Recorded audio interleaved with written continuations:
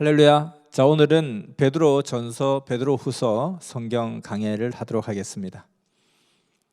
예수님이 돌아가시고 나서 그 뒤에 살았던 사도들은 참으로 많은 고난과 희생과 또 순교의 그 피위에서 역사를 펼쳐왔습니다. 그리고 그들이 그때 그렇게 기다렸던 그 희망과 소망의 그 때는 결국은 이 시대에 우리가 또 혜택을 보게 되었죠. 그 소망을 누리고 있는 우리는 정말 가장 행복한 시대를 살고 있는 그런 상황입니다. 선미에 온 것이 산을 옮기는 표적과 같다, 그렇게 이야기하셨고, 휴거가 된 것은 지구 덩어리를 옮기는 표적의 역사라고 또 이야기했습니다. 오늘 베드로 전후서 강해를 통해서 초대교회 사도들이 또 신자들이 어떻게 복음을 폈고 또 어떻게 이 시대, 우리가 지금 누리고 있는 이 시대를 소망하고 갈망하며 또 역사의 길을, 고난을 이기면서 봤는지 한번 살펴보겠습니다. 자, 신약 성경은 그 구성을 보면 사복음서가 먼저 있죠. 그리고 뒤에는 바로 역사서에 해당되는 사도행전이 있고요. 그리고 나머지는 또 바울 서신이 13개가 있죠. 신약 27권 중에 13편이 바울 서신입니다. 그 다음에는 이제 히브리서, 야고보서, 베드로 전서, 후서, 그리고 요한 1서, 2서, 3서, 유다서, 이런 성경은 일반 서신 또는 공동 서신이라고 합니다. 그래서 바울 서신과 또 구분해서 일반 서신 또는 공동 서신이라고 하죠. 그 다음에 이제 계시록, 이제 묵시문학, 계시록, 이렇게 해서 총 27권으로 구성되어 있습니다. 여기서 이제 그 베드로 전서, 베드로 후서도 일반 서신, 공동 서신에 해당되는 그 분류가 되는데요. 공동 서신이라 하면 회람 서신이라고도 하는데, 이제 어떤 특정한 수신자가 정해져 있는 것이 아니고 특정한 수신자나 특정한 교회가 그 대상이 아니라 일반적인 내용들, 누구에게나 전하는 그런 말씀, 누구라도 들어야 되는 그런 말씀, 이것이 바로 일반 서신, 공동 서신이다, 이렇게 이야기할 수 있겠습니다. 자, 그래서 이제 그 베드로 사도가 쓴 그 내용, 베드로 전서, 후서, 바울의 그 어떤 성경에 비해서 베드로가 전한 것은 굉장히 적게 나타나 있죠. 그래서 오늘은 이 베드로 전서, 후서에 아주 그 특징적인 그런 부분들이 있는 것을 다시 또 이 시간을 통해서 알게 될 것 같습니다. 자, 베드로 전서, 베드로 후서는 베드로의 첫 번째 편지, 베드로의 두 번째 편지, 이렇게 그 내용을 알 수 있는데요. 저자는 물론 베드로죠. 근데 이제 이 베드로가 직접 자기가 펜을 들어 쓴 것이 아니라 실루아노, 신라라고 그러죠. 신라라는 사람이 베드로가 구술한 것, 그러니까 베드로가 말로 이렇게 막 읊조리면 그것을 받아서 신라가 자기 표현을 담아서 쓴 것이 바로 이 베드로 전서, 후서다, 이렇게 생각하면 되겠습니다. 근데 신라라는 사람은 사실은 이제 뭐 우리가 좀 라인, 누구 줄 뭐 이렇게 하면 좀 그렇지만, 뭐 흔히 우리식으로 이야기하면 바울 라인이었죠. 왜냐하면은 바울과 신라가 항상 그 선교 여행의 단짝이 되어서 다니게 되잖아요. 1차 선교 여행 때 이제 바나바와 바울이 갔다가 2차 선교 여행 때 그 마가로 인해서 갈등이 생기고, 그로 인해서 바울과 신라, 그리고 바나바와 마가, 이렇게 이제 따로 선교 여행을 하게 되면서 등장한 것이 신라, 바울과 신라. 이 신라, 이 사람은 사실은 이제 바울 라인이다 할 수 있습니다. 선교 여행을 같이 다녔던 동역자였죠. 이제 그런데 보니까 이 시대에 정말 라인을 따지지 않고 또 이 베드로와 함께 또 동역을 하면서 또 베드로의 그 대필자가 되어서 이 위대한 성경을 또 남기게 되는 것을 볼 수 있습니다. 바울과 함께 하다가도 또 베드로를 돕기도 하고, 이런 모습. 또 다른 예를 보면 또 이런 예가 있죠. 베드로가 내 아들이라고까지 칭했던 마가가 있죠. 이 마가는 또한 한때는 바울한테 조금 이렇게 미움을 사서 선교 여행에서도 배제되기도 했고, 그랬지만 바울의 그 말년에는 정말 내가 사랑하고 아끼는 자, 내가 죽기 전에 꼭 보았으면 하는, 면해왔으면 하는 그런 대상으로 마가를 지목을 하죠. 그래서 이와 같이 이 마가도 베드로에게는 아들 같은 존재였으면서도 또 바울에게는 정말 절친한 그런 또 믿음의 동력자였습니다. 이런 모습이 정말 또 아름다운 모습이죠. 그래서 주를 중심으로 누구 라인 없이 같이 동력하는 모습. 아마 베드로와 바울도 참 애매한 관계였을 거예요. 그리고 예수님의 동생이었던 또 상황도 야고보도 마찬가지였고요. 뭐 이런 상황 가운데서 많은 사람들이 편을 가르고 또 편을 줄을 서고 막 그렇게 했지만은 정말 그런 거와 상관없이 오직 주를 중심으로 하나가 되어서 행했던 그런 모습을 이 베드로 전후서를 신라가 대필했다 하는 것은 굉장히 또 의미 있는 정말 사랑과 화평과 하나됨이 정말 초대교회의 또 큰 힘이었다는 것을 볼 수가 있습니다. 흑암마귀 사탄은 항상 서로 분쟁하게 하고 서로 좀 갈등을 일으키게 하고 서로 애매하게 만들고 비교하게 만들고 이렇게 늘 이렇게 계략을 쓰지만은 철통같이 하나 되는 그런 노력을 했던 것을 이 베드로와 신라의 어떤 이 조합을 통해서도 볼 수 있습니다. 자, 이 수신자 누구와 수신자였느냐 하고 보니까 소아시아 여러 지역에 두루 흩어져 있는 교회와 성도들에게 보낸 편지였습니다. 그래서 이 베드로전서에 보면 어떻게 표현하고 있냐면 본도, 갈라디아, 갑바도기아, 아시아와 비두니아에 흩어진 나그네들에게 편지를 보낸다 이렇게 표현되어 있습니다. 한번 지도를 한번 볼까요? 본도, 갈라디아, 갑바도기아, 아시아와 비두니아 어디가 있는가 보니까 저기 보면 예루살렘에서 안디옥으로 올라가서 지금 저게 갈라디아, 본도, 비두니아, 갑바도기아 이렇게 있죠. 여기가 소아시아 지역입니다. 소아시아 지역이니까 오늘로 치면 이제 터키에 해당되죠. 그리고 저 빌립보, 마게도니아 저쪽이 이제 그리스라고 볼 수 있고요. 그리고 저 위쪽에 로마가 있죠. 자, 이와 같이 결국은 누구에게 보냈느냐면 소아시아 지역에 있는 신자들에게 보낸 것입니다. 그러니까 베드로도 아마 저 지역에서 복음을 전했던 적이 있는 것 같아요. 그래서 뭔가 편지라는 것이 뭐 관련성이 있으니까 보내는 거잖아요. 소아시아 지역은 바울이 또 선교 역사를 폈지만 베드로도 저곳에서 선교 역사를 폈다는 것을 짐작할 수 있습니다. 바울은 저 멀리 로마에 가기까지 그 모든 과정이 성경에 잘 기록되어 있고 역사에 기록이 되어 있는데 베드로도 로마에서 복음을 전하고 마지막 로마에서 바울처럼 순교를 하게 되죠. 그런데 베드로가 어떤 복음 사역을 폈는지는 사실은 고넬료를 전도하는 그 때까지만 기록이 되어 있고 그 이후로는 어떻게 소아시아에 가게 되었는지 어떻게 로마까지 가게 되었는지 그 과정이 기록이 되어 있지 않습니다. 그래서 우리 역사의 기록이 너무너무 중요하다 이걸 알 수 있을 것 같고요. 아무튼 저기에 보면 소아시아의 지역에 있는 신자들에게 보낸 것이다. 저 지도를 통해서 볼 수가 있습니다. 자, 그래서 이 베드로전서를 기록한 목적이 뭐냐? 이 소아시아 기독교인들에게 보내는 격려의 편지였습니다. 고난과 어려움을 겪는 기독교인들에게 격려와 소망을 전하는 소망의 편지였습니다. 왜 그렇게 격려와 소망이 필요했느냐, 어떤 고난이 있었느냐 하면은 이 초대교회 때 핍박의 시대가 있었죠. 특히 이제 네로 황제 때 핍박이 아주 극에 달했던 그런 시기였는데 이 네로 황제가 54년도부터 68년까지 황제로 재임하게 됩니다. 근데 이제 64년도에 로마에 대화재가 일어나죠. 그 로마의 대화재는 사실은 네로가 일으킨 방화범입니다. 자기가 방화범이거든요. 그 왜 그렇게 로마의 대화재를 방화를 했느냐? 이 네로가 미쳤어요. 자기가 이제 시를 쓰고 싶은데 시상이 떠오르지 않는다 해서 좀 불타는 장관을 한번 보면 충격적인 그런 어떤 뭔가 아주 멋진 장면을 보면 시상이 떠오르게 해서 불을 질렀다는 거예요. 미친 놈이죠. 그런데 이제 그게 크게 문제가 되니까 그 죄를 기독교인들에게 뒤집어 씌워서 대탄압이 일어나게 되었다는 것입니다. 바로 이 시기, 그러니까 이제 그렇게 미쳐서 불을 지르기 그 전부터 굉장히 기독교인에 대한 대탄압을 했죠. 황제 숭배를 하지 않는다는 이유로. 그러니까 이제 기독교 정신은 오직 하나님 외에는 경배하지 않는다는 건데 인간 황제를 숭배하라 하니까 거절을 했고요. 또 그것이 또 제국주의에 반하는 것이다 해서 이제 핍박을 하게 됩니다. 기독교 대박해가 일어나던 그 시점에서 엄청난 고난과 박해를 받는 소아시아에 있는 우리 기독교인들에게 이 메시지를 고난과 어려움을 겪는 기독교인들에게 격려와 소망을 전하는 편지를 보낸 것이 이 베드로 전서의 목적입니다. 기록 장소는 로마에서 기록한 걸로 그렇게 나와 있고요. 자, 이제 지도 안 봐도 됩니다.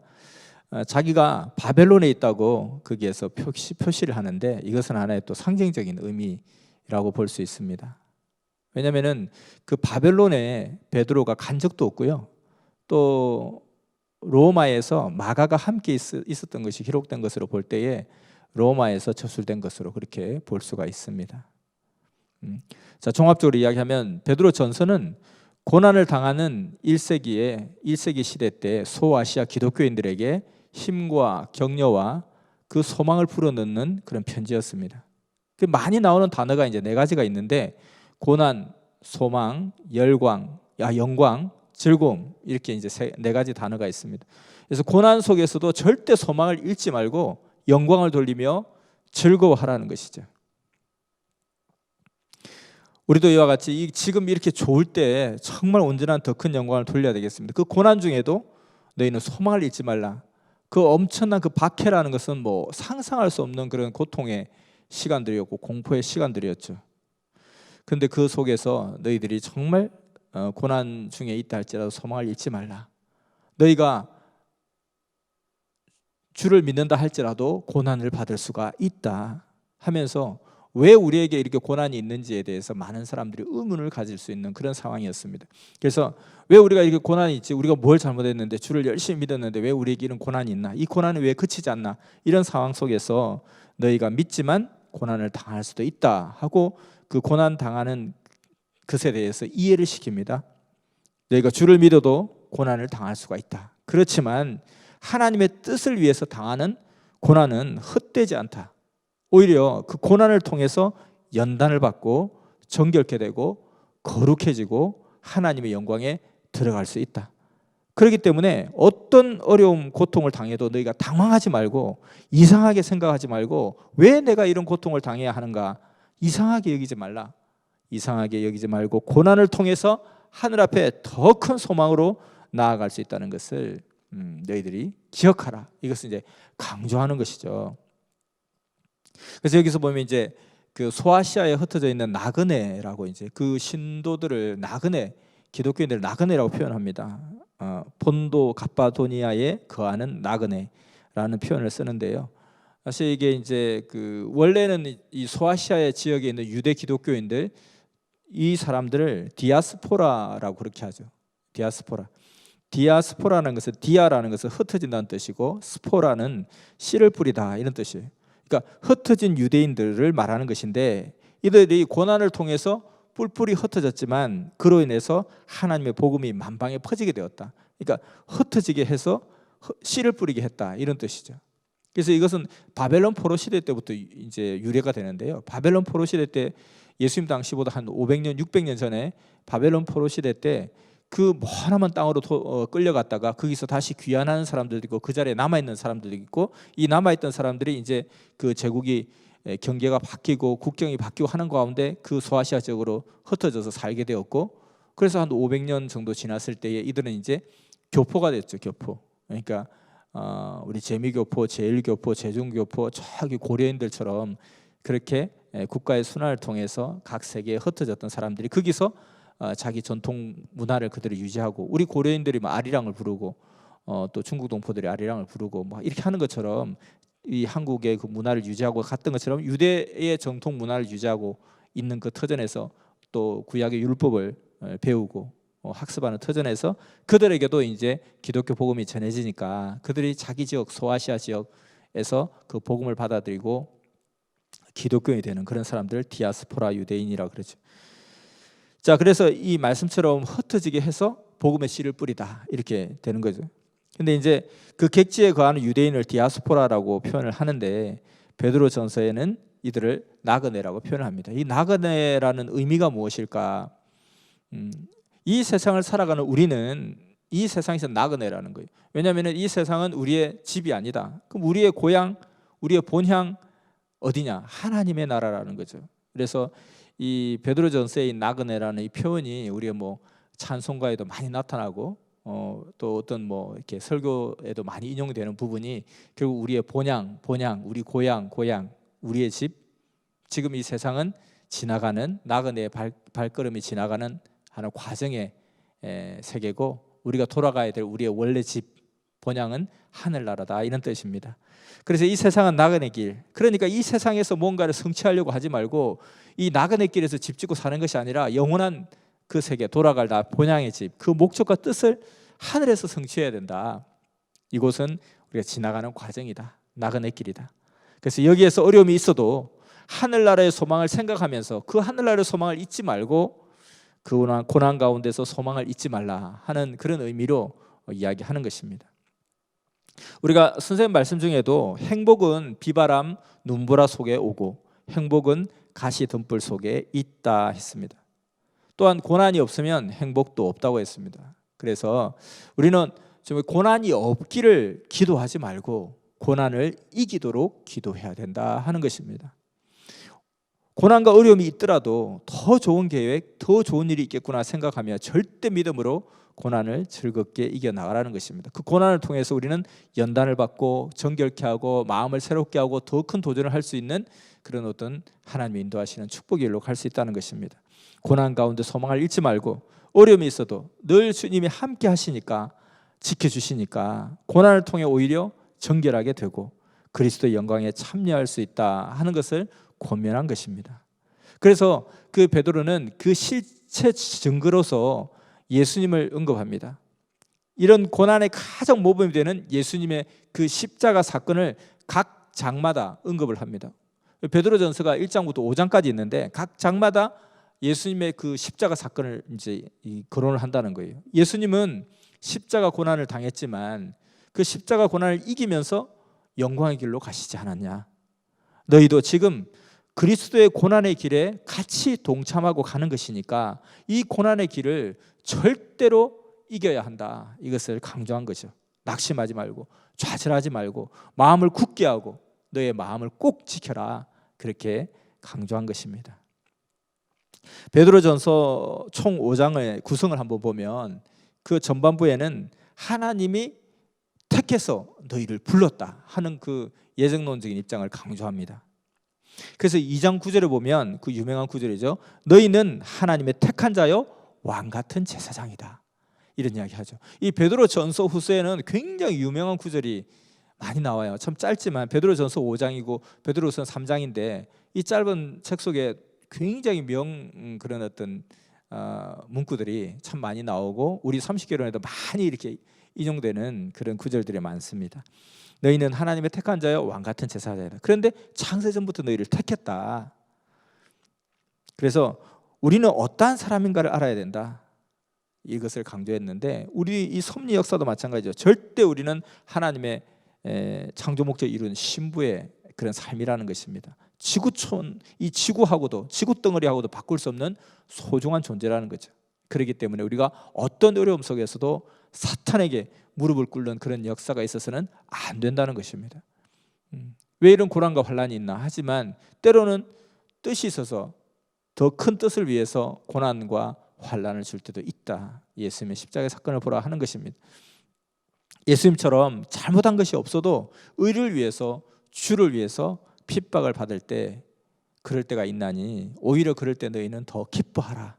너희도 주와 함께 영광의 자리에 올라갈 수 있으니 우리 모두 예수님처럼 살자 하고 예수님의 삶을 계속해서 증거를 합니다. 그래서 이 베드로전서의 각 장마다의 핵심을 보면 1장은 왜 이런 고난이 오게 되었을까 하는 부분, 그 소아시아 기독교인들이 극심한 박해를 받으면서 너무너무 공포와 두려움의 박해를 받으면서 그들은 생각하죠. 우리가 왜 이런 고난을 받아야 됩니까? 그래서 1장은 너희가 왜 이런 고난을 받아야 하느냐, 우리에게 왜 이런 고난이 오느냐, 너희를 하나님의 영광 가운데 이끌기 위해서 이런 고난이 오는 것이다 하는 고난의 의미를 이야기해 줍니다. 2장에는 너희에게 이러한 상황에서 본을 보이신 분이 있지 않느냐, 그래서 예수님의 십자가 노정을 보면서 우리도 이러한 것을 잘 겪어 나가야 되고 주와 함께 그 영광의 자리에 우리도 같이 가야 된다 하는 것을 이야기하고요. 3장에는 의를 위해서 고난을 받는 자는 복이 있는 자니 두려워 말고 잘 이겨라 이런 것을 권면하고요. 4장에는 고난의 의미를 이야기합니다. 왜 이런 고난이 우리에게 주는 의미는 무엇인가? 고난을 통해서 정결케 되고 죄를 청산하게 되고 육신의 정욕과 악한 것이 틈탈 수 없게 한다 하는 것을 이야기합니다. 그리고 마지막 5장에는 이 고난을 통해서 우리가 어떤 보상을 받을 수 있는지, 영광의 면류관을 받게 되고 하늘나라의 영광에 영원히 거하게 된다는 것을 이야기하고 있습니다.